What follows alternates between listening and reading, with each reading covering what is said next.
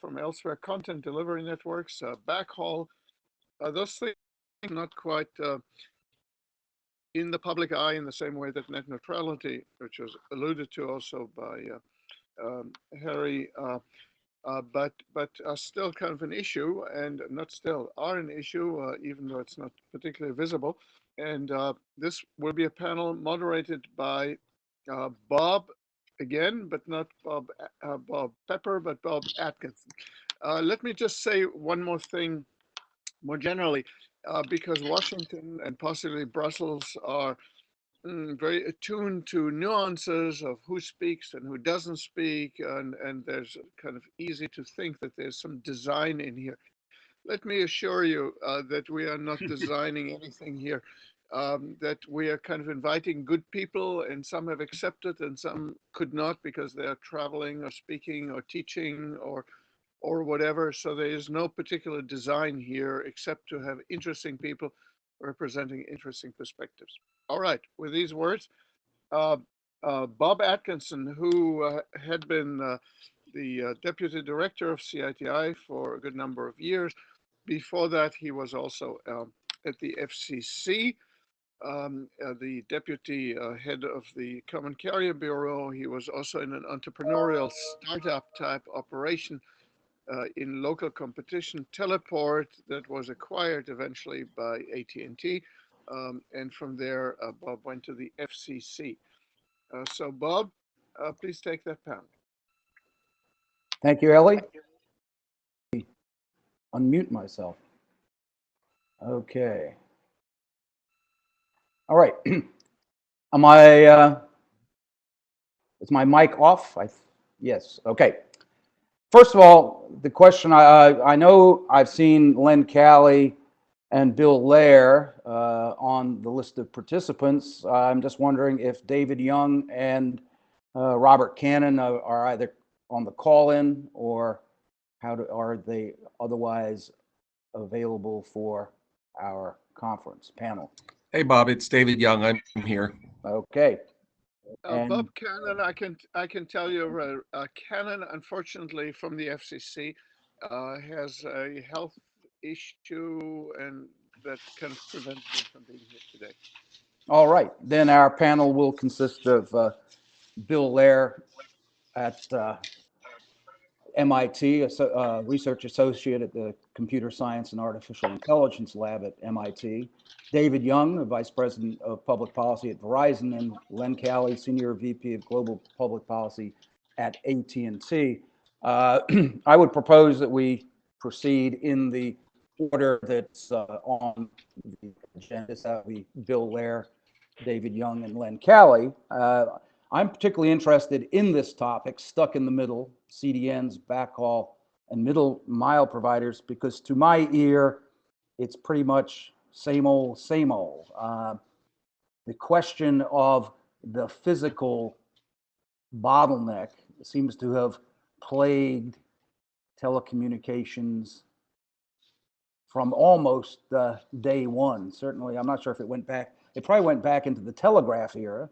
It certainly was the dominant continuing problem of the telephone era. It was the whole reason for Communications Act of 1934. It was the whole breakup in 1982, the divestiture, various antitrust suits and various other activities between 34 and the divestiture.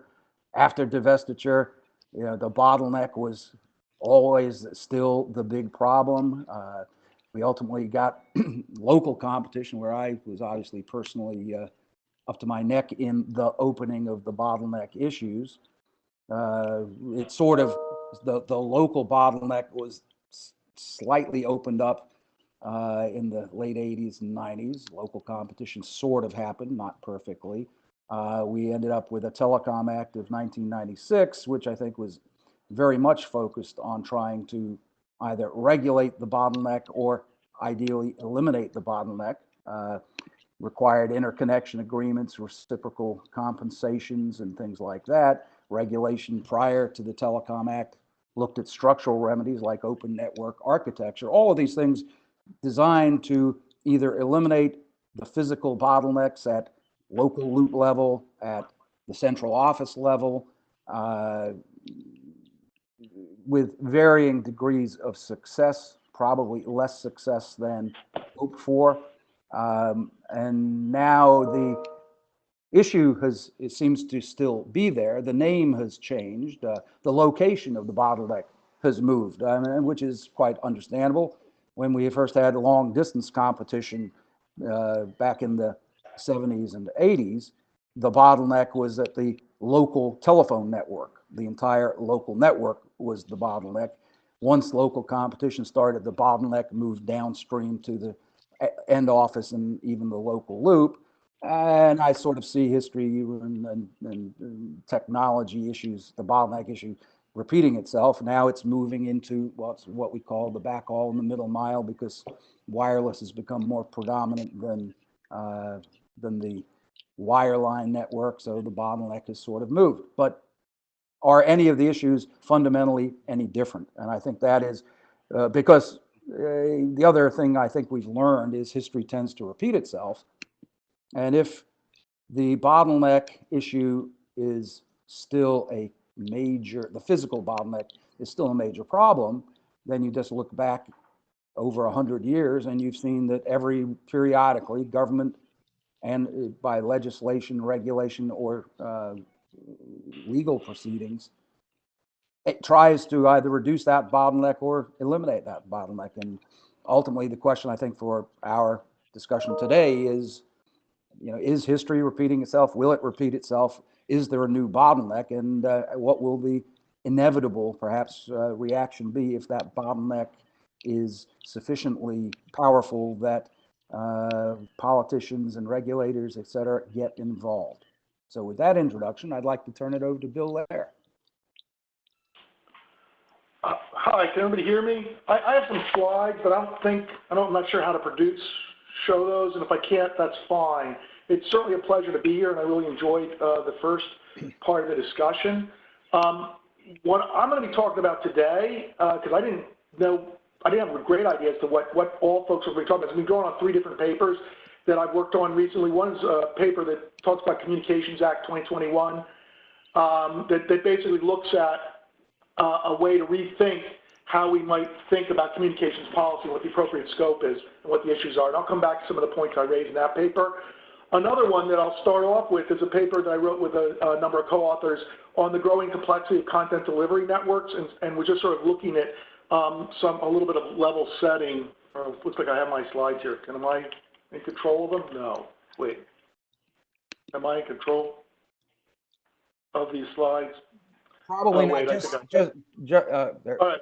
Yeah, okay. So then the third paper is, would you like your internet with or without video? That all these papers are written with co-authors, and some of the other comments are going to draw on other work that I'm involved with. We have a number of projects looking at trying to measure different things within the internet. And a lot of this is joint work with folks out at UC San Diego, CADA, on doing different sorts of performance measurement, including congestion measurements.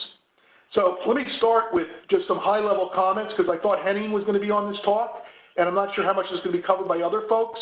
But when you go out there and you look at sort of what's happened to the internet, and you say, what are we seeing and why would interconnection be changing? We're still seeing the double-digit traffic growth, and because the traffic's growing so fast, 24% compound annual growth rate, which is what Cisco's projecting in their latest VNI. You got to remember that's on a monstrous base, and it's faster in a lot of different segments. It's faster at the peak, and it's getting much more concentrated. So most of the big providers are saying if there was, let's say, 20 or 50 providers that accounted for 50% or 75% of their traffic a number of years ago, today it's a much smaller number of providers accounting for a much larger share of their traffic. And most of this is entertainment video. The real monsters out there are Netflix, YouTube, streaming on other platforms. And so one of the immediate questions you'd ask yourself is the capacity scaling? Are we seeing huge congestion bottlenecks? And what's happening to address those? And one of the first points you look at is you basically say, why would you have CDNs? And there was a great, okay, my slide's not moving. Okay, this was a slide, Jeff Houston's talked about this, who's very much involved in the internet community.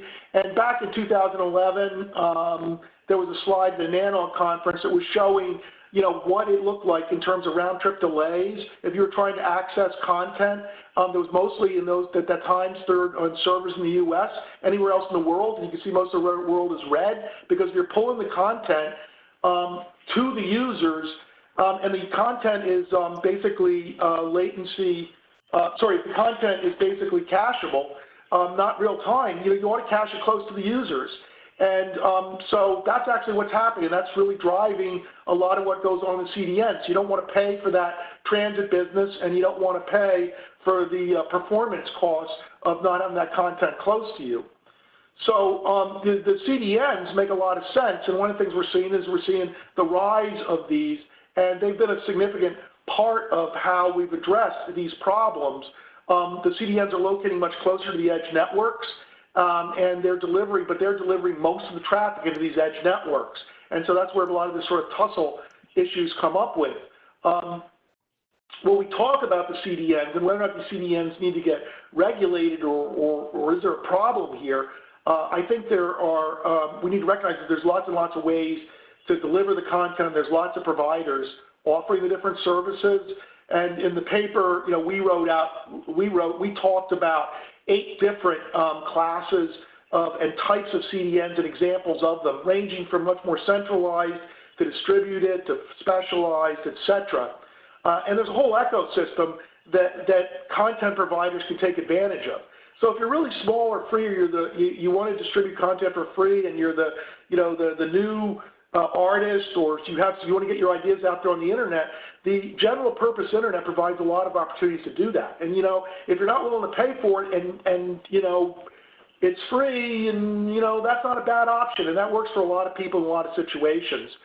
When you get medium to large size, then you need CDN service providers. There's a lot of those. The one that's the best known, I think, is Akamai, and Akamai provides all sorts of CDN architectures and services on a broad basis. But if you get really large, then even someone like Akamai really doesn't want to deal with you, and it makes sense to self-provision. So when you get to be someone like Google size with YouTube, or Facebook, or Netflix, it makes sense for you to start thinking about how you're going to self-provision and build your own CDN and build your own sort of content. So I think all of this is a logical development in the marketplace. And that there are also obvious and growing synergistic benefits from integrating ISPs and CDNs much more closely. And we're seeing this. And this potentially should worry people because, it's changed the nature of what we thought we were regulating traditional ISPs. I think a lot of the discussion in the earlier session highlighted the fact that the markets are moving so fast.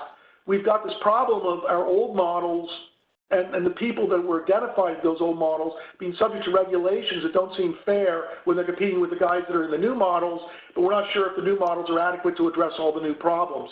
And I think those are really valid issues that we need to be aware of.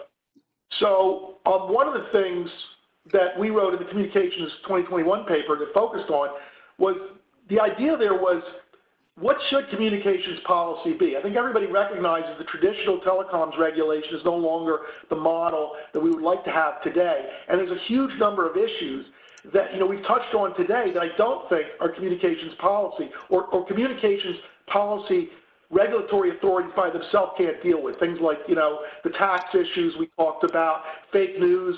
So I think when you think about what is communications policy and what would be the role of, let's say, an FCC or a regulatory authority that was the sort of mirror image of an FCC elsewhere, it would be to focus on what we think the new PSTN is. And in our paper we talk about, so there are really two. There's this sort of last mile broadband platform, which I think everybody's talking about, and then this idea of sort of an open internet. In both cases, I think increasingly we have to deal with the fact that the only thing that's really going to work is much more market-based regulation, and that when we talk about market-based regulation, and let's focus on, because basically, if you're talking about a bottleneck, and there is a bottleneck, and we talk about it being the last mile, you're going to end up with some sort of open access type of framework because the goal is to get the industry to share the bottleneck. If you think, like Len Cali suggested earlier, that basically there's lots of competition and it's not really anymore a bottleneck, then the legacy rules of essential stuff, regulation of that may just be a bad idea. But, if you go forward, what would be the competitive parts? And the competitive parts, I think you need to first understand that you have to some general rules of the road, and you have to tolerate a lot of tussle. So when you talk about something like interconnection, and you look at what's happening, the concentration of traffic, you have to recognize that a lot of the upstream providers, the Netflix, the Googles of the world, they have a lot of bargaining power when they're negotiating interconnection agreements. And if you don't want to regulate them, and I don't think you do right now, you don't think we know exactly how to do that, you're going to have to allow some tussle, but you're going to need to have an enforcement capability, and you're going to need to have data. And a lot of the stuff that we'd like to know, we just don't know. So for example, the stuff that we're doing about measurement is working on techniques that are very imperfect at this point. And when we talk about things like, one of the reasons people are interested in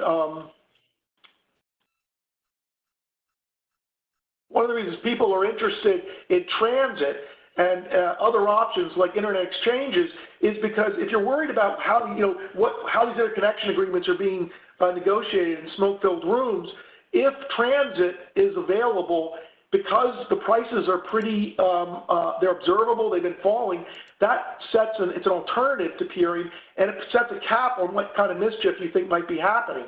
But if transit's going away and it's being replaced by CDNs, well, that's sort of a natural development in the market, but it's not clear from the data that's available whether or not the transit, it's as a business model and a way to fund the investment, it's clearly not able to do that. But it's unclear how much of an option it exists. We don't really know how much traffic is actually on transit sort of generally.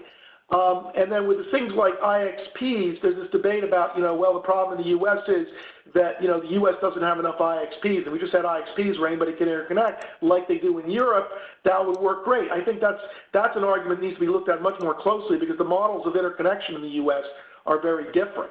And then if we talk about sort of some of the other questions that are coming up, like what are other future bottlenecks, and a lot of this is to be things that I think we may touch on in the next panel. Some of the things that would worry me, but I don't think it's yet time to say they need regulation, we ought to be thinking about it, are things like cloud interconnection and platform portability. Because the way the market's evolving into these curated platforms, like Tom Hazlett said, if all of that's entertainment, I don't really have a problem with it because that's the way entertainment business wants to work. And a lot of that's what that's about. If it's critical services and that we need for sort of the future of the internet, then I want to think a little bit more carefully about that, but I'm not seeing that as being threatened. And I think I'm out of my 10 minutes, so let me stop there.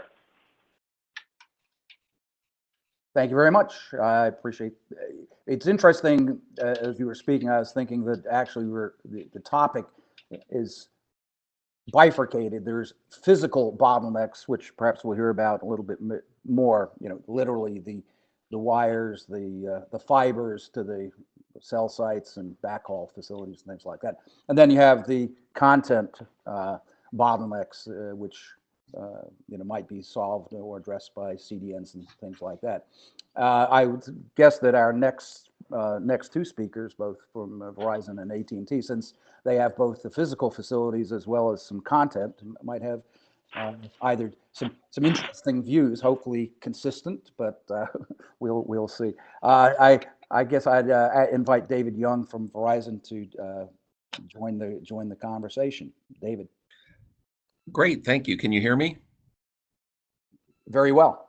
Okay, great. Thanks, Bob. And I think we will be getting into the physical network pieces of it next. At least that's where I'm planning to take the discussion. So we've already heard and talked about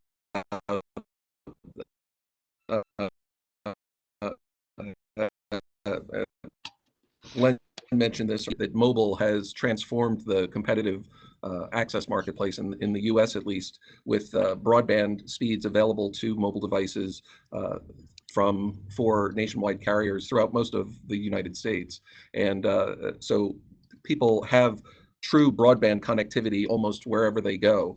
And even in their homes, when they're connecting to Wi-Fi and wireline broadband connections, they are still often using wireless devices connecting through their Wi-Fi. So this transition to mobility is well underway and will only continue. But what has happened as a result of this is that the networks have had to make incredible investments to keep up with the ever-increasing demand and the speeds that customers are getting through their mobile devices, which has caused a great demand for fiber. And 10 years ago, before smartphones were ubiquitous, much of the backhaul was on traditional TDM, DS1, DS3 type connections. Today, it's almost all fiber in order to meet the, to be able to deliver the 4G speeds that people have come to expect.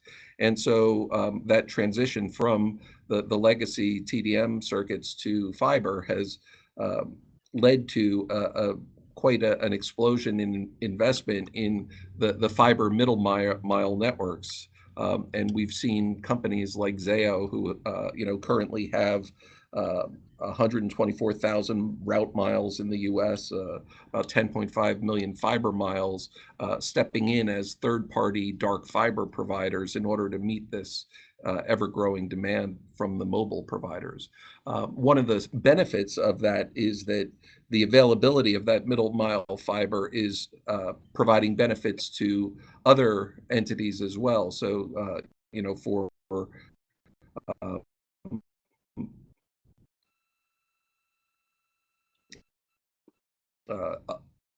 other broadband providers, non-wireless, it's bringing fiber middle mile connectivity to areas that may previously have been lacking some of that. And of course, for enterprise connectivity, that fiber is also becoming more plentiful. So I think that the middle mile bottleneck, if you will, is actually not a problem. It's one that's being solved by marketplace and investment. The third-party fiber providers, as well as companies building their own fiber, of course, and the ever-increasing capacity. Where I do think there is maybe not a bottleneck, but still a problem, if you will, is the when you get to the local networks, as the capacity that consumers are using on their mobile devices increases, the additional capacity needs to be added to the network. There's not unlimited spectrum available, and so the solution to that problem is with densified networks. Many more antennas serving much smaller geographic areas, and this is the small cell, which is currently being deployed in cities throughout the country in order to provide the depth of capacity that's required to meet the demand in these markets. And so here the problem is getting fiber to these small cells. So it's not a backhaul problem, if you will, it's a front haul problem. And so that's the solution that needs to come into place now is bringing dense fiber infrastructure to these markets in order to meet the needs of the small cells and in order to provide service to these small cells. And I think similarly, in a similar way that the fiber in the backhaul has led to benefits more broadly because of its availability, I think that these dense local fiber networks that are going to be deployed in order to support mobility will also provide benefits because of their availability for direct connection to businesses and to even to homes. So I think, so my takeaway on this is that, I don't think that we're really seeing significant bottlenecks in the physical infrastructure, at least in the US, and that those trends are likely to continue. I don't see any end in sight for them, but perhaps my compatriot from AT&T who will be following me has a different perspective on that. And so I will turn it over to him so we can continue on with the discussion. Len, take it away. Len Cali at AT&T. Turn on your mic.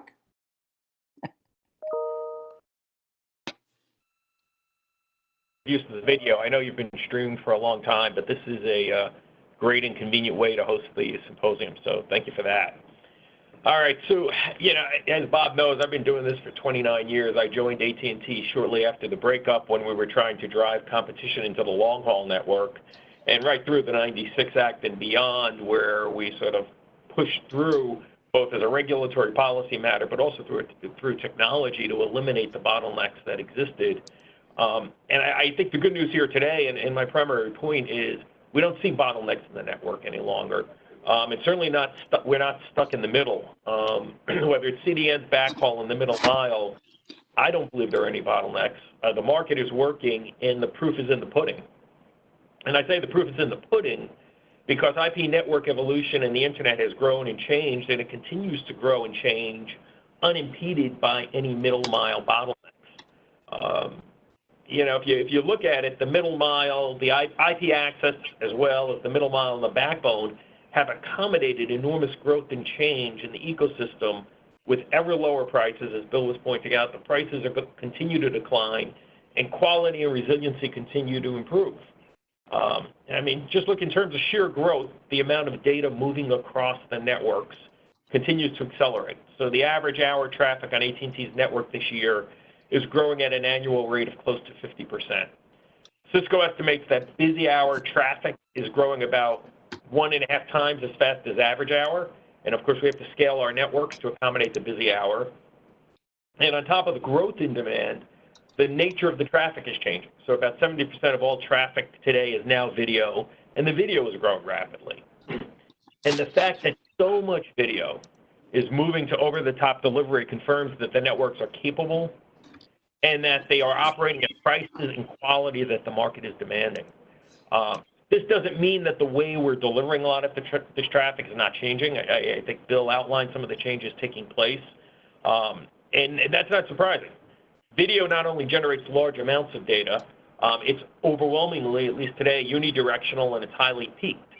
So these traditional transit arrangements aren't well suited to this type of traffic, both from the perspective of the sender as well as the receiver.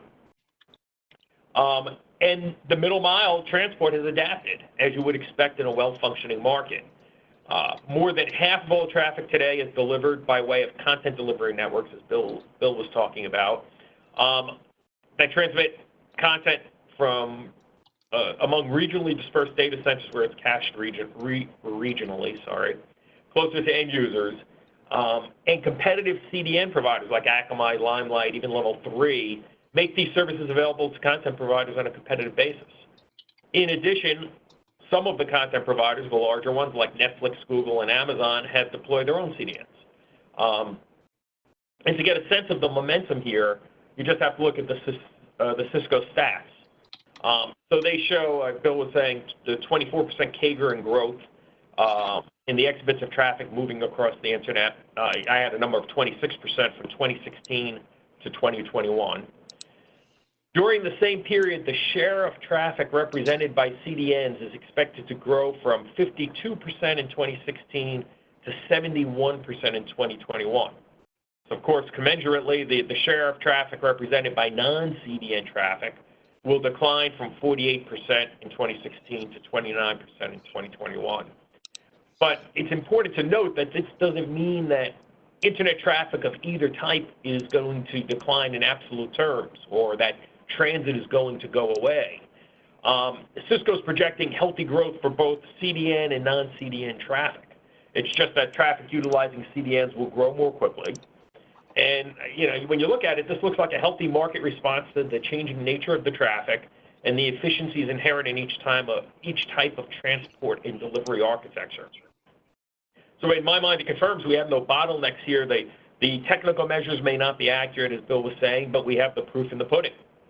In addition, the enormous concentration in the source of the video traffic probably helps explain a lot of the move to CDN.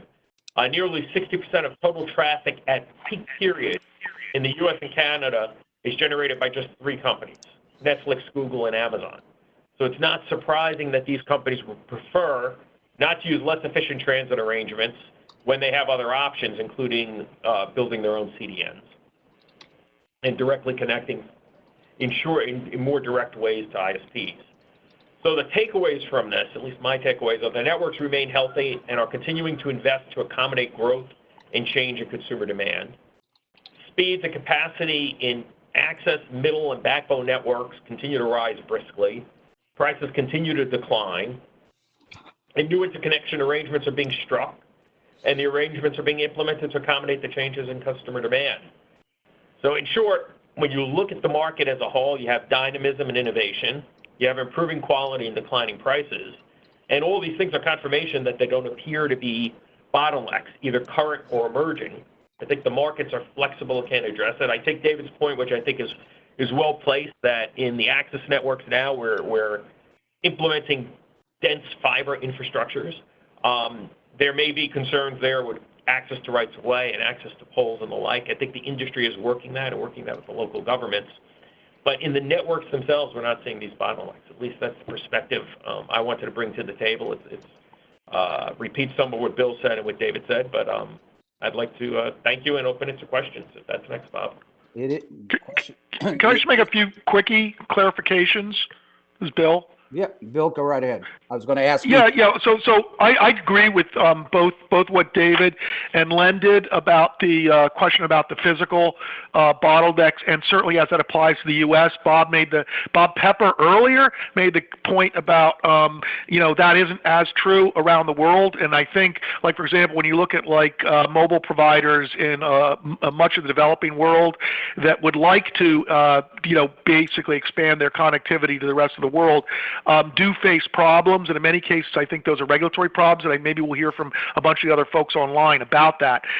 When most of my comments, when I talked about a bottleneck, I was thinking about it as an economic bottleneck, and how you want to define that. I think you can go all the way from the notion of sort of an essential facilities type of doctrine to something much more industry policy thing, and I think that's a debate we need to have in this country. Generally, I think that part of what I was saying was that when you do decide there is a bottleneck, and I think the last mile is something we will still debate for a number of years about whether it is or isn't a bottleneck, and all this fiber needs to go in for dense cells in the U.S. and elsewhere. That's a debate we can have. I think that we need to recognize that if we do regulate that, that's going to cause a lot of problems that are going to make it hard for us not to be like public utilities, and that's just something we may have to live with. If we're talking about upstream, we need to think about how we would address the problems to deal with what Ellie did when he launched the discussion initially and said, if we have an oligopoly, that probably is the industry structure that makes the most sense, and often oligopolies do a great job and are very, very competitive. But if they're not, and if there's a problem, we need to be able to have regulatory interventions, and the key to doing that is going to be able to understand having a healthy ecosystem to basically raise red flags timely enough, and to know and to have these discussions, and figuring out things like what are the right markets and all of that. These are really hard questions. There's a lot of research needed in this area. I think a lot of people on this call are involved in that. Let me stop. So in terms of an economic bottleneck, I think that what we're seeing as we try to build out these dense wireless networks and dense fiber networks is the bottleneck is actually moving to the rights of way and to the poles and conduits. It's sort of the layer zero, what the infrastructure needs to be attached to or run through or put on. And so, you know, the local governments that control that are perhaps the last monopoly. Thank you. I've been observing some of the chat where there seems to be some individuals on the call seems to have some different views or wonder whether there is no bottleneck problem, if that's perhaps overstating the case. So I would first like to invite any questions or comments that would support the idea that there is a bottleneck problem in some fashion, so that we can have a full scope of is there a problem or isn't there? So anyone who would like to take the floor and suggest that there is a significant bottleneck problem, please speak up.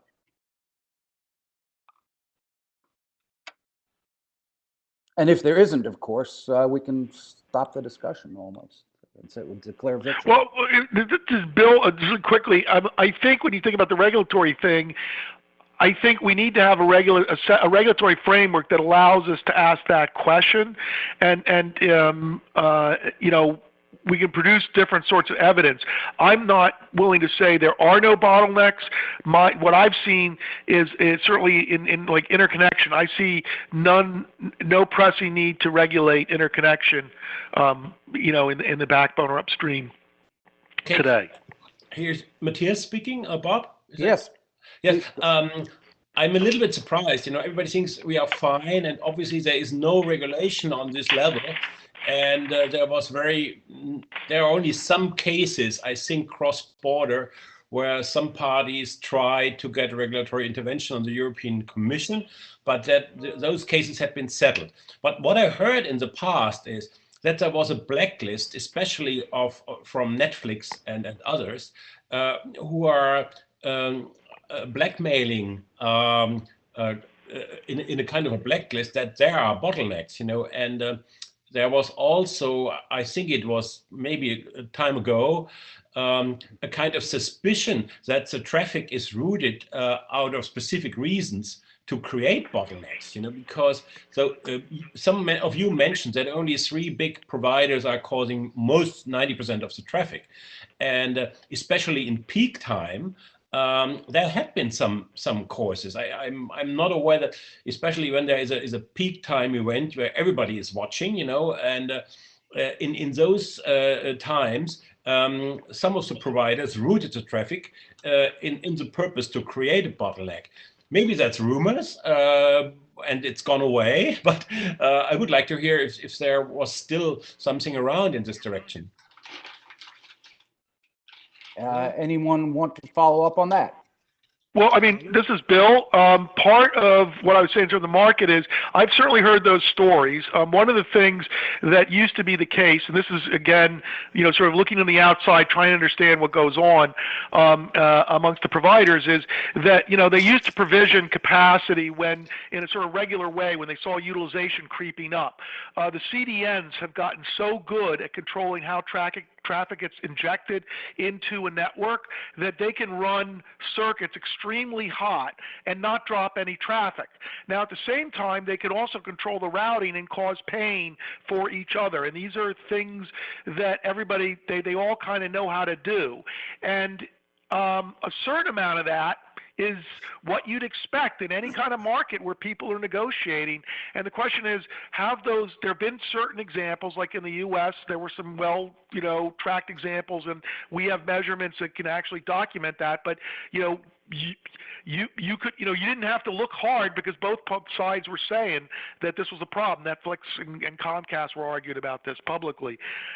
So, you know, that happens. But the question is, if you want the market to operate, you're going to have to tolerate that, and that's not a problem.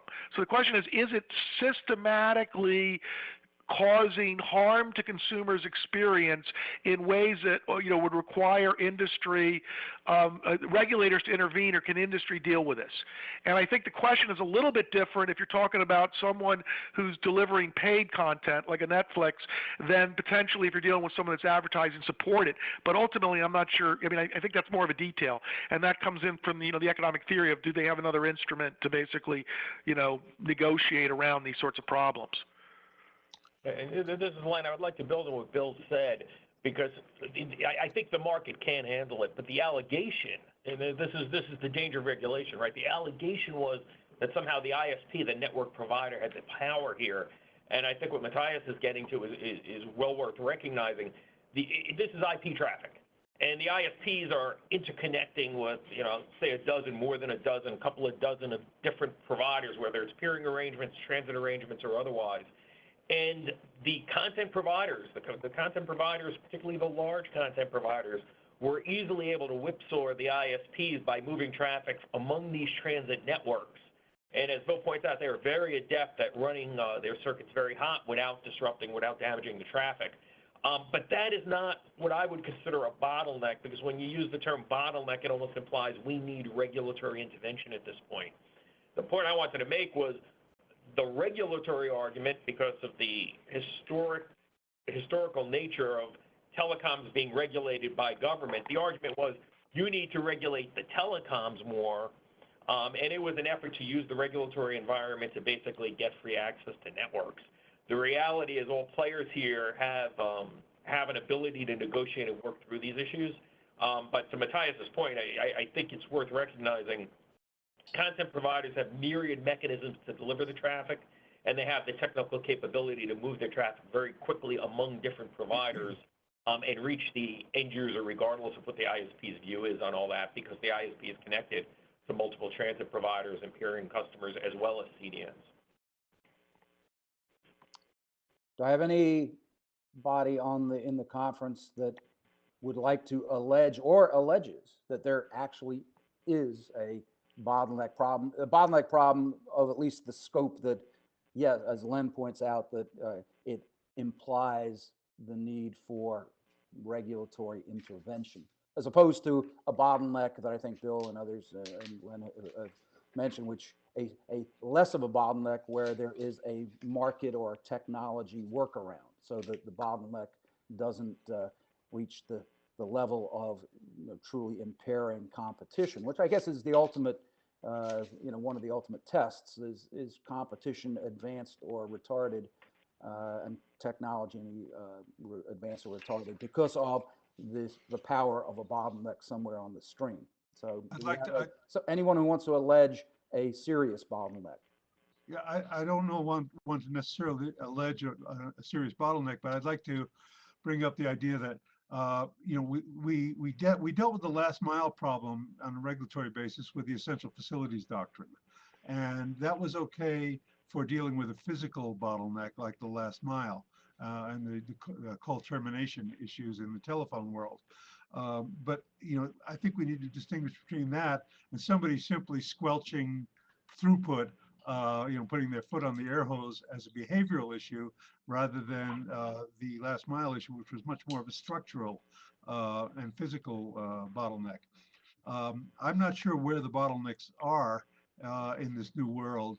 I understand the idea that you want to manage your traffic, and sometimes that can squelch down throughput, but I don't necessarily agree that that would meet the standards of an essential facility that demands the regulatory intervention, as opposed to the idea that it's simply a lack of capacity investment and on the part of the provider, and therefore they are managing their network in that way. So that's all for me. This Bill, two things. I think there's a good part of this question about if someone's stomping on the air hose. Some of that's what happens potentially in negotiations, and that's what should happen with a market. And the question about who should be investing in the capacity isn't always clear. When you drop a whole lot more content into a network, there are things they have to do, and the question is who, should payments flow from those content providers to basically pay for that. And I think that is something that we ought to consider more seriously, because it's not obvious to me that there shouldn't be some payment there. On the other hand, the question is, even if we don't have a bottleneck, I absolutely believe we ought to have a regulatory capability, because both sides are capable of having mischief, and if either side is abusing this. So if I caught someone stomping stomping on the hose and causing serious harm to consumers and able to really abuse their market power in that way, I would hope that the regulators would step in and say, okay, that's not good. That's, that's a problem. And, so the fact that we have a regulator does not necessarily mean the regulator actually does anything. In the best world, the regulator is just capable, but can sit on the fence and watch the market go, and everything works. Do we have such a regulator today, both in this country and Regulators don't elsewhere? do that. Regulators have to flex their muscles. That's how they get paid. Okay. Bill, your one point you mentioned, at least just a second ago, which I thought was important, was to distinguish between the consumer being screwed or having the air hose stepped onto the consumer, so that the consumer is hurt, versus the air hose perhaps being stomped onto another major player in the ecosystem. In other words, is there a difference in considering the existence of a bottleneck and what the appropriate response is as to whether it is the theoretically powerless or end user consumer, the citizen, versus just some multi-billion-dollar corporation? Does that make a difference to how regulators should sit on the fence and observe what's happening? Should they be regulating only on behalf of the end user, or other major corporations who are involved in the process?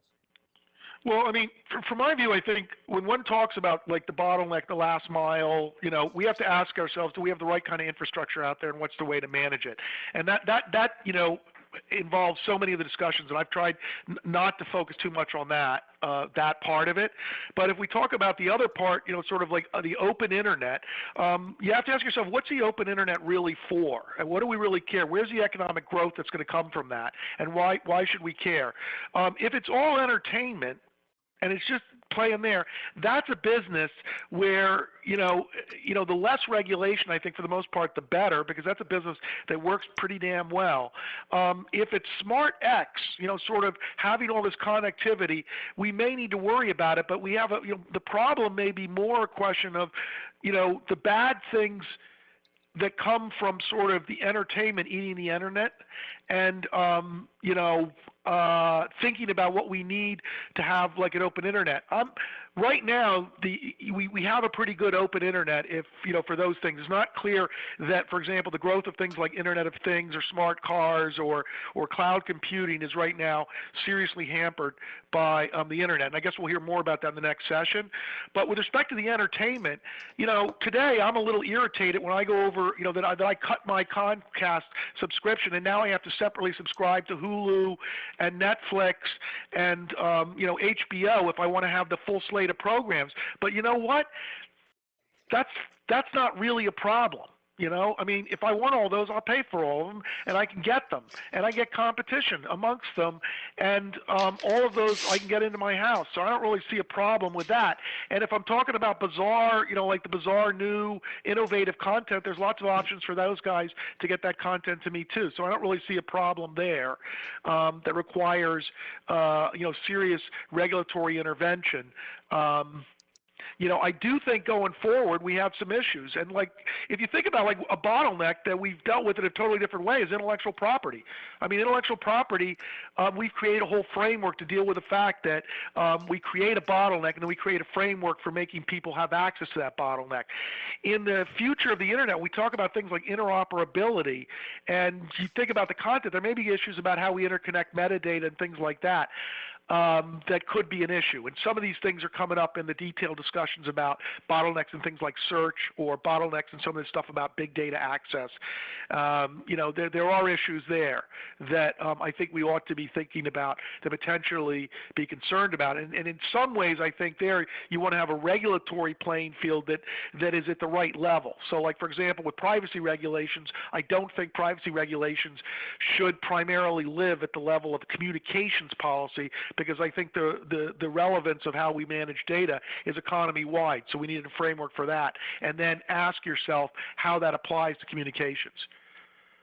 That's right. This is Len again, if I may. I just wanted to touch on the air hose and the idea of a regulated monitor. The idea that somebody could squelch down the arrow, this is where the competition in broadband sold to consumers is really important, because if service degrades, the network gets blamed. And as long as consumers have options, no network provider has any interest in degrading service. And I think on the transit side as well, those transit providers, they're all competing with each other to pick up the business and carry it to the ISPs, and they're not looking to degrade service. So yeah, competition could be messy, negotiations could be messy, but as I go back to the proof is in the pudding and the market's working, we should trust the market. In terms of having a regulator who could monitor, that never sounds bad. But coming out of a communications company, you have a little history behind it and you worry. So we see in 2015, the FCC twisted its regulations into a pretzel so it could regulate the carrier side of interconnection, but make very clear it wasn't regulating any of the other companies that were involved in interconnection. And I think, I don't want to put words in your mouth, Bill, but I think what you're saying is, look, we have to look at these issues on an ecosystem-wide or industry-wide basis. If we have public policy concerns with things like privacy, we should figure out what those policy concerns are and how to apply them in a consistent fashion so consumers are really protected across the ecosystem. But given the evolution of the networks and the growth of competition with time, it is time to leave behind this notion that the communications companies are somehow unique or different and should be subject to one set of regulations or a regulator that monitors them uniquely, unless you find a durable, robust, sustained market power someplace. And we don't see that today. The market's working. We just have to be mindful of that. So it's not that maybe you don't want, obviously you do want government policy, you want policy frameworks that ensure consumers are protected, but they should no longer be uniquely focused on the network providers. Len, is that a way of saying that regulators should just focus really on the consumer and not the relationships between the fairly large players in the whole internet ecosystem? Yeah, and I think it is. And I think the reason, that always sounds, you always say hate a world of absolutes, but the problem you have is when the regulators try to balance issues among the large players who are working things out, either they mistakenly, inadvertently, or intentionally pick winners and losers. And I think we saw a lot of that in the past where decisions were made in ways that skew the playing field, and then that inevitably hurts consumers downstream because you're not allowing an efficient market to operate. Whereas if you focus on the consumer and say, what's in the best interest of this consumer, or are consumers being harmed, there's less opportunity and less risk that the regulator is going to pick winners and losers, maybe for innocent reasons or good reasons, or maybe not so good reasons and not so innocent reasons. Ellie, I understand you would like to interject. Turn your microphone on. Ellie, you need to turn it. Here I am. My apologies. Question. Looking forward, the growth rates that we are observing of traffic are enormous. And so how do these providers of the middle mile keep up with that? Can you possibly, since there are two people here from the industry, tell us what is involved by way of investment, or what share of your investments go into that segment, and how long does it take to upgrade, let's say, double the capacity or 25% growth rate in the capacity? Can you give us a little sense of how network providers can keep up with traffic growth? Because maybe there's no bottleneck today, but that doesn't mean there won't be one tomorrow. So I'll jump in if you don't mind. Again, today I don't see the bottleneck for us primarily being in the middle mile. It's really in the final mile and even the final hundreds of feet. It's building out the fiber to those small cells and getting those small cells placed in the public rights of way, on poles, on lampposts, and those sorts of things. And so they're the biggest, and that is very expensive to do, of course, but the challenges that we're finding have to do with dealing with the local regulators who control access to that municipal infrastructure, the rights of way, and the municipal infrastructure that we'd be attaching to, and so in some cases, they don't allow wireless. It's not a permitted use in the right of way. In other cases, there can be very lengthy delays in approvals. In other cases, we see cities that see this as a financial gold mine, and they're looking to charge outrageous rates to place small cells in the public rights of way. So those are the types of bottlenecks that we're struggling with in order to deploy the capacity that's going to be required going forward in order to deliver multi-gigabit mobile connections. And if I could add to what David said, so AT&T is the largest single investor in the United States of any public company. The figures are staggering. I think over the last 5 years, the number's around $135 billion, more than $20 billion a year. And this has been the case year after year after year. AT&T has been investing in its networks in the United States and globally. But the preponderance of that, of course, is the U.S. And the drivers of that investment, tax policy is going to be relevant, spectrum policy is going to be relevant, and of course, regulatory policy, including the siting issues that David was mentioning. So I can't, Ellie, I don't have the numbers in front of me about how long it takes us to upgrade a particular part of the network, or what's our share of investment in middle mile versus long haul versus access. But what you can be sure of, there's no other public company in the U.S. investing more than AT&T today. And I think the second or third investor, David would know, is Verizon. Yeah, that's right. The broadband industry is investing enormous sums, and it's going to continue to invest enormous sums. But we do have to be mindful that those three policy areas I touched on, tax, spectrum, and regulatory, affect the ability of these companies, our companies, to meet the demand and the growth we're seeing. Ideally, and the market, again, I go back to the proof is in the pudding, we've been meeting those challenges today. I have every expectation we'll meet them going forward. Mike, I totally agree with sort of what both David and Len said. I don't think there's a challenge, certainly. I think most of the investment that we need to make is going to be in the small cells and fiber in the U.S. Obviously, when you get in the developing world, there's lots of places where you need investment at every level, and you can't take for granted that you have a lot of long-haul fiber available. In the U.S. and most of the developed places, you do have a lot of that long-haul fiber, and it's really easy to scale that cost-wise if there aren't other problems with using that. And the question about whether or not we should care only about consumers or other parts of the business, I think we should certainly care about both consumers and their experience, and we should care about innovation and making sure that the essential facilities, things like rights of way and the things that we believe really are scarce in building this out, like the outside structures, that those are open to innovators. I think that the focus of the regulatory models is on making sure the wholesale markets work. So, it's not thinking about directly impacting the user experience, but trying to make sure that the industry is structured so that they don't, and when they're tussling amongst themselves, they don't leave the end user consumers as roadkill, and that the consumers can get the kind of services they need. And I think an important part there is that the option for end users to self-provision and build out their own networks. I mean, I think that's going to be one of the most interesting kind of ways in which, in the developed markets, consumers will be able to respond. So, making sure that stays open and people can do that. So, the battle between Wi-Fi style networks and mobiles is a good battle, and one that I hope continues. All right, we are approaching the end of our allotted time. There's probably only time for one more question or comment. So anyone want to jump in?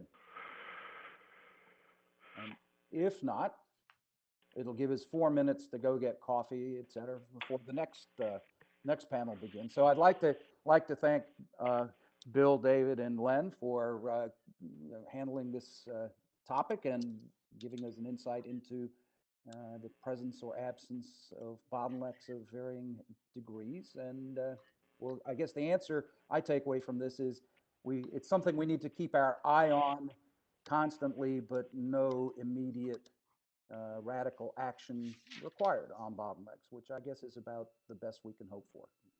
Thank you. Next Thank you. Next panelists. I'll hand it back to Ellie or Jason. Thank you very much. I want to thank the